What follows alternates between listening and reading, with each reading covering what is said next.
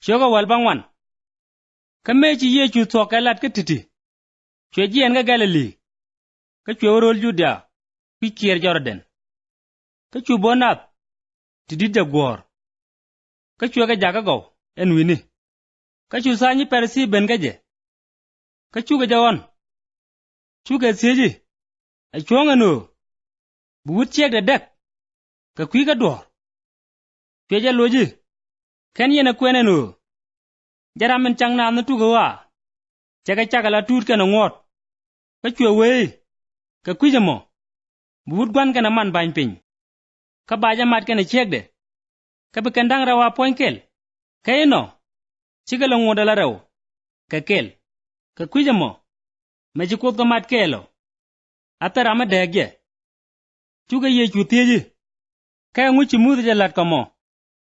Ba chek kam war gaglo da dagade. Ka baja jaga wa.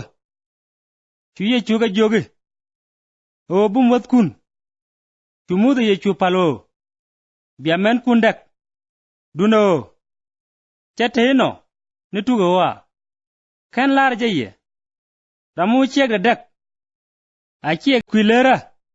Ka kwena chek da dien. Lera ni nying lera. Chuje kwar ye jog. Imejen chiang wuda.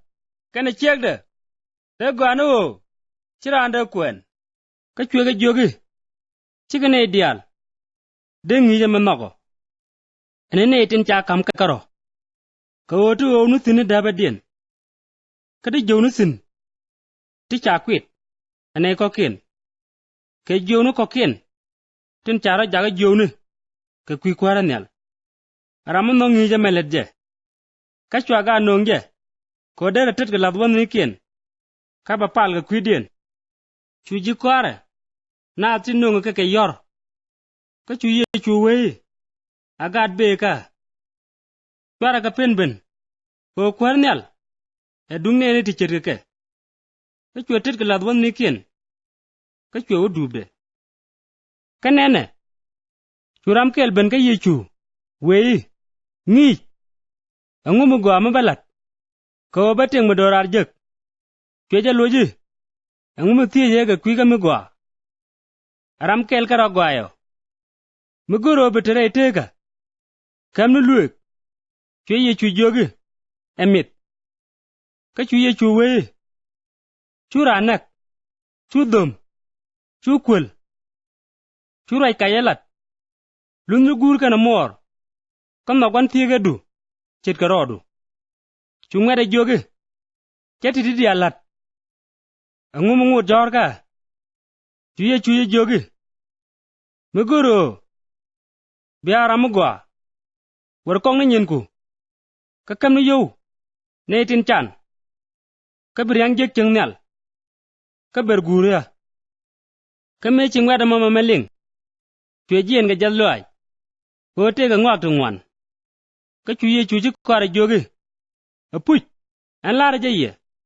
Babo matede no. Baramane yang chut cheng kwara nyal. Kan lara jaye ba. Itiang no. Butorol chut kawang riep. Ka chut ramane yang cheng kwara kop. Mechi jikwara mama meling. Chuga gaja long. Chuga wei. Ka ngamade kan. Chuye chuga gwit. Ka chwa wei. Mama charo de melwang. Kanat.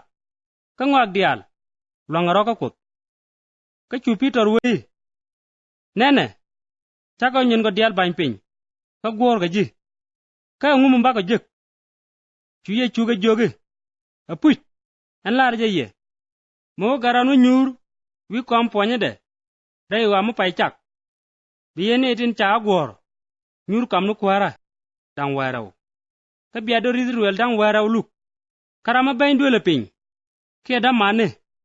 Kia nye mane. Kia gwan. Kia man. Kia gad. Kia kaka kwichoro da. Bare mu kwar jek. Kane ting mu dorar. Kabine itin wanti tin nyam. Te jok. Kabine itin jok. Ane itin nyam.